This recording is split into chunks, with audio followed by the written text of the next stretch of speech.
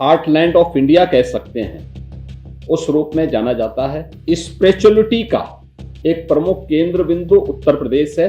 अपने भविष्य की कहानी लिख रहे हैं और उसे आगे बढ़ाने के लिए प्रतिबद्ध दिखाई देते हैं। संस्कृति और जीवन पद्धति को करीब से समझने का एक अवसर है। हमने मान्यता दी है, अयम निज परोवेति गणना लघुचेतसाम उदार चरितानाम तो सुदैव कुटुंबकम।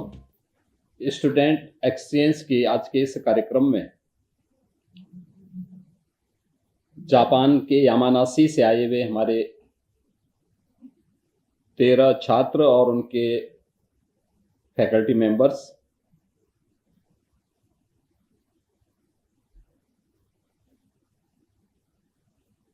उत्तर प्रदेश लखनऊ की विभिन्न प्रतिष्ठित संस्थाओं से जुड़े हुए हमारे सभी युवा साथियों,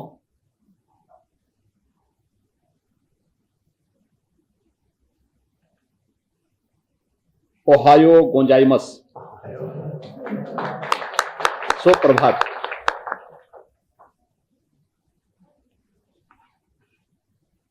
हम लखनऊ में हैं, यह प्रदेश की राजधानी है और उत्तर प्रदेश भारत की आबादी का सबसे बड़ा राज्य है। 25 करोड़ से अधिक की आबादी इस राज्य में निवास करती है और अगर आप कहें तो यह उत्तर प्रदेश भारत की स्पिरिचुअल टूरिज्म का, जिसे आप हार्टलैंड ऑफ इंडिया कह सकते हैं, उस रूप में जाना जाता है। हम लखनऊ में हैं, ये अवध क्षेत्र के अंतर्गत आता है। इसी में मर्यादा पुरुषोत्तम प्रभु श्री राम का जन्म अयोध्या में हुआ था। यह हजारों वर्ष पहले की घटना है। इसी यूपी में कल आप लोग आगरा गए होंगे। आगरा में आपने ताजमहल देखा होगा। ताजमहल ये हमारे ब्रज क्षेत्र का पार्ट है। आप लोग आगरा मथुरा होते हुए आए हैं और मथुरा भगवान श्री कृष्ण की पावन जन्मभूमि भी है। लखनऊ के बाद कल आपको यहां से वाराणसी जाने का अवसर प्राप्त होगा। वर्ल्ड हेरिटेज साइट सारनाथ, जो भगवान बुद्ध की प्रथम दीक्षा यानी जहां उन्होंने पहला उपदेश दिया था, वहां जाने का अवसर प्राप्त होगा। वाराणसी दुनिया की प्राचीनतम नगरियों में से एक है।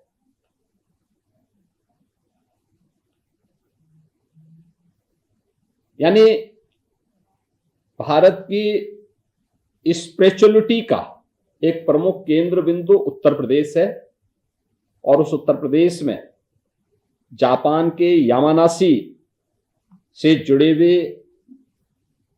इन युवा विद्यार्थियों के साथ में उत्तर प्रदेश के लखनऊ से जुड़े हुए हमारे इन युवा विद्यार्थियों का यहां पर आज इंटरेक्शन, यह हमें अभिभूत करने वाला है। मैं सबसे पहले तो जापान से आए हुए अपने इन युवा मित्रों का भी और भारत के अपने इन सभी लखनऊ से जुड़े हुए इन सभी युवा विद्यार्थियों का मैं हृदय से इस विशेष मीट में अभिनंदन करता हूं, स्वागत करता हूं। मेरा मानना है कि यह केवल छात्रों का मीट नहीं, यह दो संस्कृतियों का, दो परंपराओं का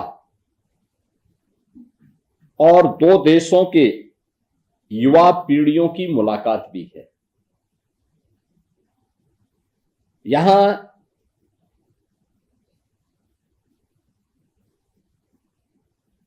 भारत और जापान की युवा पीढ़ी बैठी हुई है।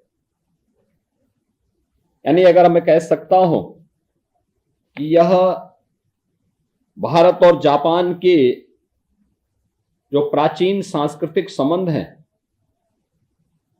और जो अगले वर्ष भारत और जापान के राजनयिक संबंधों के 75 वर्ष पूरे होने वाले हैं, उन संबंधों को और मजबूती प्रदान करने के फ्यूचर एम्बेसडर के रूप में यहां पर वहां की युवा पीढ़ी बैठी हुई है। स्वाभाविक रूप से एक और भारत की सबसे ज्यादा यंग वर्क फोर्स को रखने वाला उत्तर प्रदेश के बच्चे हैं, और दूसरी ओर जापान जो अपने टेक्नोलॉजी के लिए, अपने ट्रेडिशन के लिए, अपने कमिटमेंट के लिए जाना जाता है, वहां से जुड़े हुए बच्चे हैं। एक बच्चा लखनऊ के किसी गांव से आया है और दूसरा जापान के किसी गांव से। एक हिंदी बोलता है, दूसरा जापानी, पर दोनों के बीच में एक चीज समान रूप से है, और वह है कि दोनों अभी अपने भविष्य की कहानी लिख रहे हैं और उसे आगे बढ़ाने के लिए प्रतिबद्ध दिखाई देते हैं।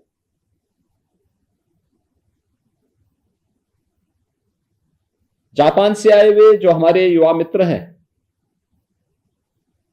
ये भारत की विविधता में एकता, वसुधैव कुटुंबकम, पर्व और त्योहारों की एक लंबी परंपरा, भारतीय भाषाओं और इंडियन फिलॉसफी, इन सब के साथ ही उत्तर प्रदेश की समृद्ध सांस्कृतिक विरासत को समझने का एक अवसर यूपी के अंदर आपको प्राप्त होगा, जिससे जापान की नई पीढ़ी भारत को केवल एक मार्केट नहीं बल्कि एक साझा सभ्यतागत मित्र के रूप में भी जान सके, और भारतीय बच्चों के लिए बहुत महत्वपूर्ण होता है कि वे जापान के बच्चों से जाने वर्क कल्चर क्या होता है, लाइफ फिलॉसफी क्या होती है, जापानी डिसिप्लिन क्या है, ikigai, team work, mutual respect,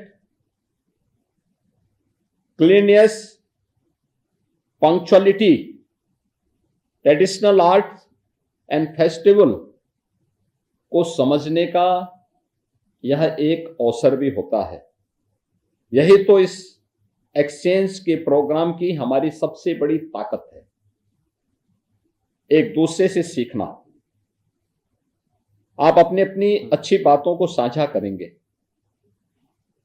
दोनों देशों की शिक्षा व्यवस्था, संस्कृति और जीवन पद्धति को करीब से समझने का एक अवसर है। जापान की फिलॉसफी वाह यानी सामाजिक सामंजस्य हमें सिखाता है कि समाज साथ साथ मिलकर के आगे बढ़े, और भारत की संस्कृति वसुधैव कुटुंबकम, जिसमें पूरी दुनिया को एक परिवार के रूप में हमने मान्यता दी है, अयम निज परोवेति गणना लघुचेतसाम उदार चरिता नाम तो वसुधैव कुटुंबकम। ये भारत की संस्कृति है, ये अपना है, ये पराया है।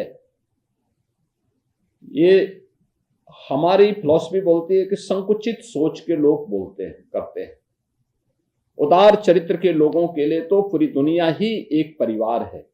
वसुधैव कुटुंबकम का ये भाव, ये भारतीय संस्कृति की सबसे बड़ी विशेषता है। और दोनों की भावना एक सुंदर समानता है, किसी को पीछे न छोड़ना और सबको साथ साथ लेकर के आगे बढ़ना है। यानी जिसके बारे में प्रधानमंत्री मोदी जी कहते हैं, सबका साथ सबका विकास, सबका विश्वास और सबका प्रयास। ये मोदी जी का जो एक लाइन है, ये इसी बात को लेकर के है, जो वसुधैव कुटुंबकम के इस भाव को आगे बढ़ाता है।